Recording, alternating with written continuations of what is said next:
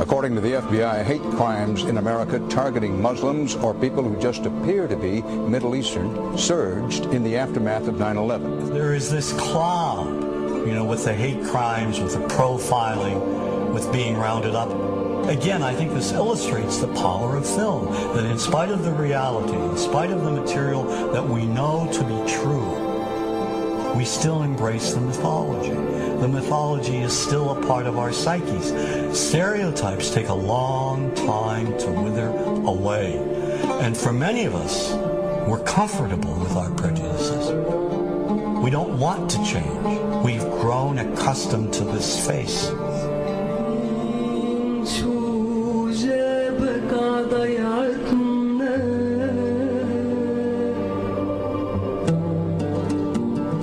When we think of Arabs, what do we see? What images come to mind? Do we see actual people? People who, despite real cultural or geographical differences, do pretty much the same things that we do. When we think of Arab women, what images come to mind? Do we see women who laugh and play and who adore their children? Women who work in the home as well as outside? Would it come as a surprise to know that in many Arab countries, a majority of college students are actually women? What's our immediate image of Arab men? Do we see loving fathers? Men who want to provide for their families? What about Arab teenagers? Do we see them the way you would think about teenagers in other parts of the world? Then there's religion in the Arab world.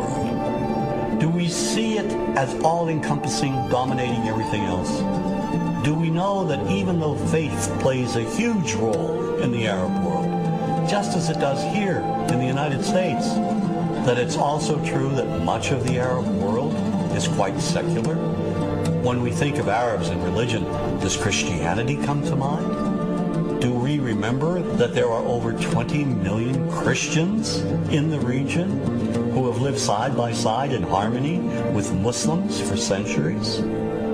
To their credit, some filmmakers have shown Arabs and American Arabs in all their complexities.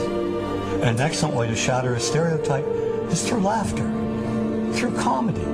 So we have comedians. Comedians have done this historically. Black comedians, Jewish comedians.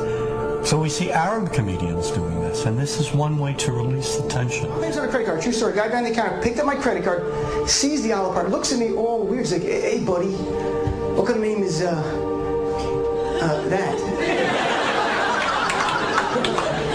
I'm like, well, sir, it's an Arabic name. He goes, yeah, what does this mean? So I'm like, well, translate it to English. It means peaceful, friendly Arab. But he's not happy because, yeah, what Arab country is your family from? So I tried the most peaceful, proper one that he would like. So I'm like, we're from the same Arab country that Aladdin is from. To his credit, Michael Moore in Fahrenheit 9/11 in the DVD includes a scene with this comedy coming out. My name really is Ahmed, and I can't fly anywhere. All you white people have it easy. You guys get to the airport like an hour, 2 hours before your flight. It takes me a month and a half.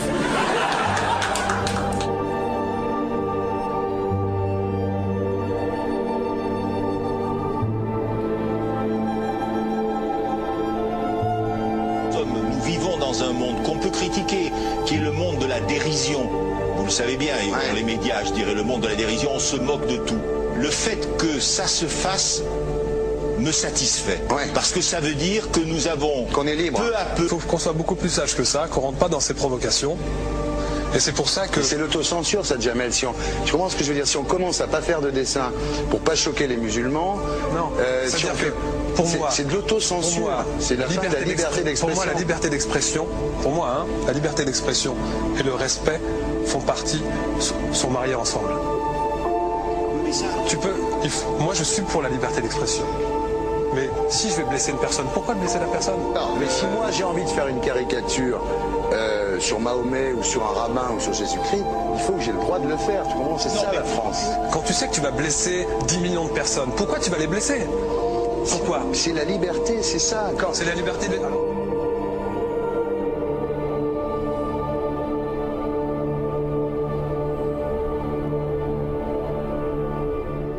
tout seul. Vous pensez pas que c'était à vous de vous excuser, non? En disant le sketch n'était pas très drôle, je suis désolé si j'ai blessé des gens, voilà, excusez-moi, voilà, c'est une connerie. C'est mon travail.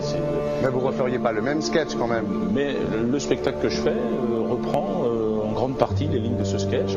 Mais il y a un truc que je comprends pas sur cette affaire, c'est qu'à aucun moment vous avez senti le besoin de vous excuser et que vous en avez rajouté. C'est tellement surprenant, c'est tellement inadmissible que j'en suis choqué. Voilà. Dans un pays où on peut parler, on peut s'exprimer. Et là, pourquoi tout d'un coup, sur un sujet, on ne pourrait pas s'exprimer? Vous savez bien pourquoi on ne peut pas s'exprimer? Pourquoi? Parce que dans ce pays, on a envoyé pendant la guerre des juifs dans des chambres à gaz et que ça crée un petit problème quand même. Vous voyez ce que je veux dire? Dans ce pays, on a envoyé pendant 400 ans des centaines de millions de Noirs. Il y a eu 400 ans d'esclavage. Et pourtant, ça n'a pas empêché Michel Leb de faire un sketch qui m'a fait marrer. Où il faisait un noir, et à la fin, il faisait un singe. Et en parlant des narines, en parlant des lunettes. En tout cas, lui, il n'a pas été interdit d'exercer son travail. Il a même eu la Légion d'honneur. Quelqu'un qui a toute sa famille qui a été exterminé dans un camp de concentration et qui voit quelqu'un à la télé qui dit Israël. Vous vous rendez compte? Je sais pas. Mais non, pas. Il y a des moments où même si on connaît les gens, même si on les a invités, on leur... Et c'est pour ça que... C'est l'autocensure, ça, Jamel. Tu comprends ce que je veux dire? Si on commence à pas faire de dessin pour pas choquer les musulmans... Non, c'est-à-dire que pour moi... C'est de l'autocensure. C'est la liberté d'expression. Pour moi, la liberté... Et là, pourquoi tout d'un coup, sur un sujet, on ne pourrait pas s'exprimer? Vous savez bien pourquoi on ne peut pas s'exprimer. Parce que dans ce pays, on a envoyé pendant la guerre des juifs dans des chambres à gaz et que... Deux poids, deux mesures. La liberté pour tout le monde. C'est-à-dire? La liberté pour tout le monde. Il y a une personne comme Dieudonné qui a fait un rabbin, enfin qui a fait un colon juif, etc. Tous ces DVD ne sont plus dans les pactes. On l'empêche médiatiquement, on ne le voit plus. Alors que lui, c'est un comique. Plusieurs lois qui ont été faites contre l'antisémitisme. Et moi, je fais un appel aujourd'hui de faire une loi contre l'islamophobie.